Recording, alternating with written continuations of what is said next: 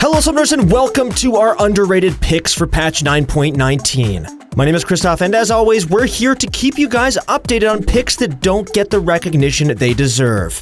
We're covering picks in every role, so stay tuned. Maybe you'll see a pick that you like, and if you do, then pick them up and play them before they're too cool for school and they become way too popular. All of our picks are curated by our in-house analysts, and they believe that these picks are highly undervalued or are even sleeper OP. Make sure to leave any feedback or comments down below, and also let us know if you think we missed a pick. Otherwise, feel free to answer our question of the day, Flash on D or F. Yeah, we've heard it all, but now it's time to settle the debate. One of our analysts says that he uses D because even though F for Flash makes sense, he always uses his index finger for R. Pretty dry answer, but maybe you guys got something better. And before we get started, if you guys are stuck in gold, silver, bronze, and even iron, then make sure to check out ProGuides.com using the description link below, because we have a ton of amazing resources, including challenger coaches who can help you right now win more games and help you get into your dream division. All right, now with that being said, let's get right into the video. So, as always, let's start off with the top lane. Kicking off our underrated picks for the patch is going to be none other than Ornn. He received a small buff this patch, giving him access to his item upgrades a level earlier. Even before this, a lot of players were finding success playing him. The tank meta may be considered dead, but Ornn is one of the few who's still alive and kicking.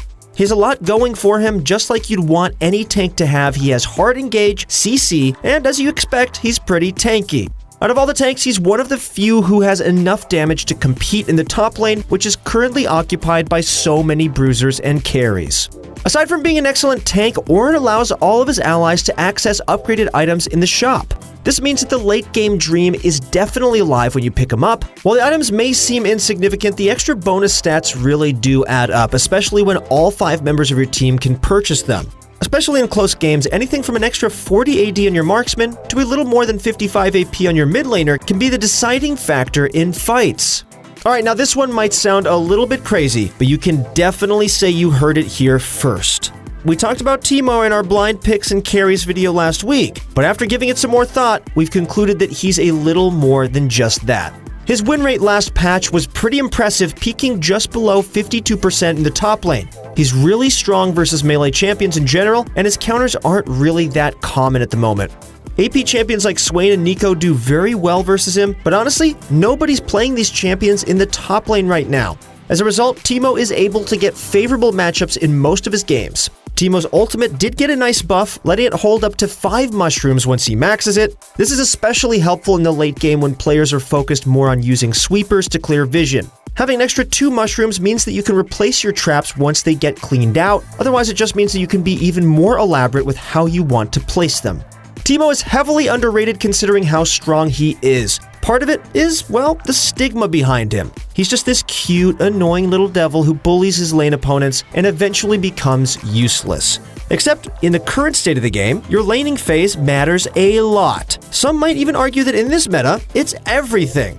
After dominating the laning phase, Teemo can continue to pressure side lanes and also impact the later stages of the game with his mushrooms. Don't forget about his blind either, it makes it really hard for the enemy marksman to play the game. Alright, here's a recap of our top lane builds. Okay, so let's move on to the jungle. We've mentioned him in other videos, but Graves is receiving yet another buff this patch, and we think he's in a really good spot to carry right now. He clears his jungle quickly and is also a great duelist. By taking advantage of these strengths, it's definitely possible to snowball and take over the game. That's pretty much all he's got, dueling and teamfighting power. Sure, that might not sound very impressive, but he's really good at it. In spite of his shorter range compared to other marksmen, Graves makes up for it by being a bit tankier and also because he has his smoke screen.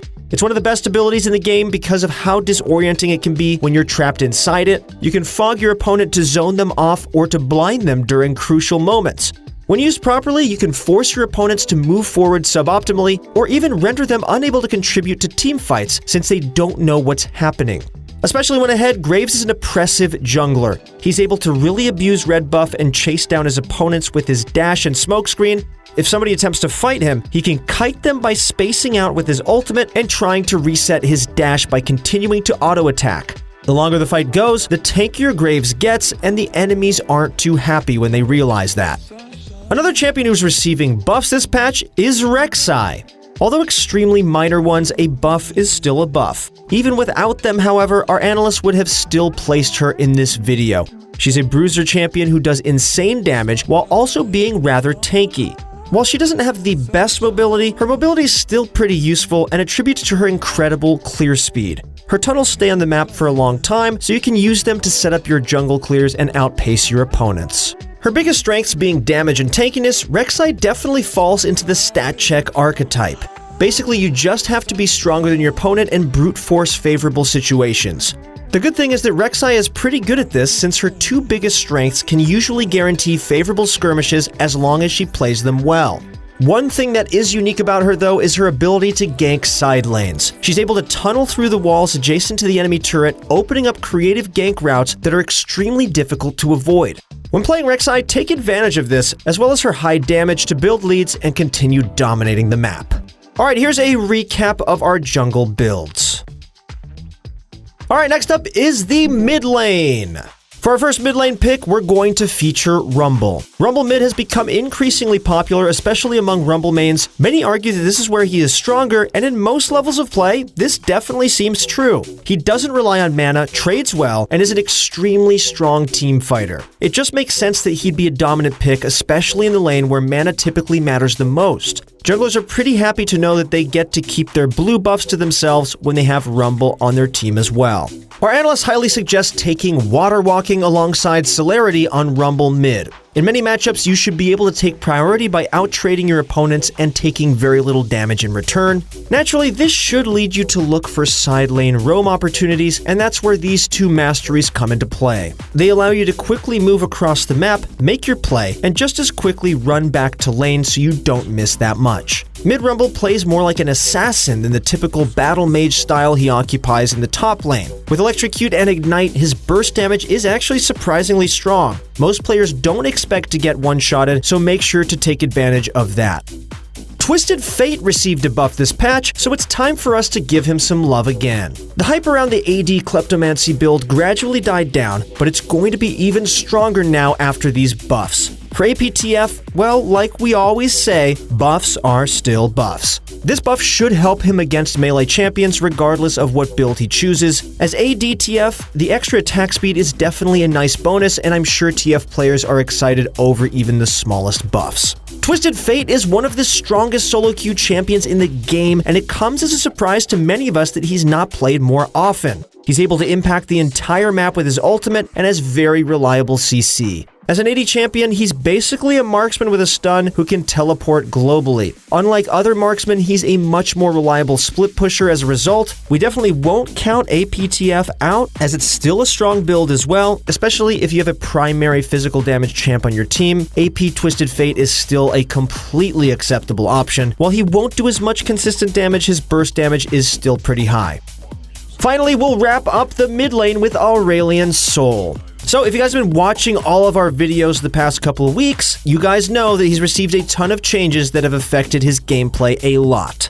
As a result of the changes, he's shifted to much more of a bursty, rapid-fire playstyle during the laning phase, and aside from this, his gameplay has stayed relatively the same. He's still focused on taking lane priority and roaming in order to dominate the game. While he's much more vulnerable now, he's also a much scarier threat in lane because Electrocute works really well with him now. Although he may not win every extended trade anymore, Aurelion Sol can deal out a lot more damage within the first few seconds of initiating combat. This makes him easier in a sense at the price of maximum potential. For the sake of consistency and reliability, this is a pretty positive change for the average player. Since he's a champion focused around making plays happen across the map, our analysts highly value him as a pick and want to mention that he held above a 53% win rate last patch as well. Alright, here's a recap of our mid lane builds. Okay, moving on, let's talk about the bot lane. First up, we have Taliyah. Even after the Pantheon rework, he's still Taliyah's go-to lane partner. In fact, this duo lane might even be stronger than before. It's a lot easier to activate Press the Attack on Pantheon right now, meaning that he won't have to run Aftershock every game. Especially versus squishier champions, he can run Press the Attack for the extra burst and to increase Taliyah's damage output as well. Bottom lane Taliyah is a really fun pick who's just as strong as mid lane Taliyah. While she sacrifices some XP, she operates similarly to Sona, creating much more income for her team. She is one of the best bot laners who takes spell thieves, freeing up her support to pick up some more farm. Her lane partner doesn't have to be Pantheon either. Pyke or other melee supports are also pretty strong with her. Just try to pick someone who can really get the most out of the extra income they'll have. Regardless, her extremely high burst damage makes her a great pick versus many marksmen who are honestly just trying to farm up and get some items under their belt. If your team is heavy on AD damage, there's another reason to pick up Taliyah because she helps diversify your damage split. On that same note, our second bot laner is also an AP champion. We're picking Karthus bottom, and his partner in crime is going to be Pyke. While they might seem like an odd duo, it makes a lot of sense when you think about it. Pyke wants resets, and Karthus wants to die and ult. This makes them an extremely potent pair as Karthus sets up resets for Pyke extremely well. Even after death, he continues wailing on his opponents to get them below the reset threshold for Pyke. While he is squishy, Karthus does a lot of damage and can either use his Q to farm or look for all-ins against his opponents. He scales just as well as marksmen do, so in cases where it's just too dangerous to try and make plays, you can instead free farm and continue scaling. Champions who struggle at all-ins like Jhin don't have a good time facing Karthus because he can keep spamming Q even after he dies. Alright, here's a recap of our bot lane builds. Alright, now let's conclude the video with a couple extra supports. Okay, so we just talked about Pantheon support, but he does deserve a mention of his own.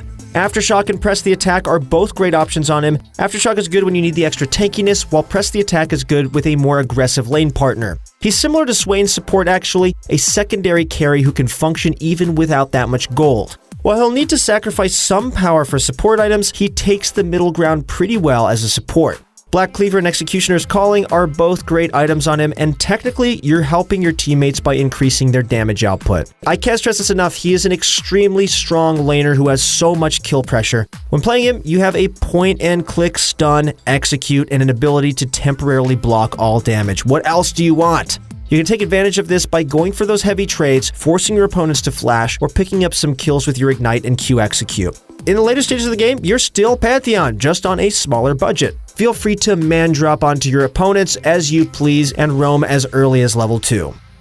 Alright, finally we're going to wrap up the video with Soraka.